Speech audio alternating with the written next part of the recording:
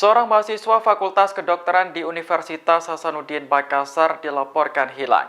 Sebelumnya, mahasiswa berinisial FD tersebut sempat mengirim pesan menyentuh kepada ibunya. Kini pihak keluarga telah meminta bantuan kepada polisi untuk mencari keberadaan FD. Dari penuturan kakak FD, adiknya mulai hilang setelah pulang dari kegiatan kampus di Yogyakarta. FD sempat menghubungi sang ibu yang berada di kampung halaman menggunakan nomor tak dikenal. Kepada sang ibu, FD pamit untuk pergi meninggalkan keluarga. Ia meminta sang ibu agar tak perlu khawatir dan mencarinya. FD berjanji tak akan berbuat macam-macam apalagi mengakhiri hidup. Namun dalam pesan tersebut, ia mengaku kehidupannya sedang hancur. Setelah menerima pesan tersebut, keluarga panik dan khawatir.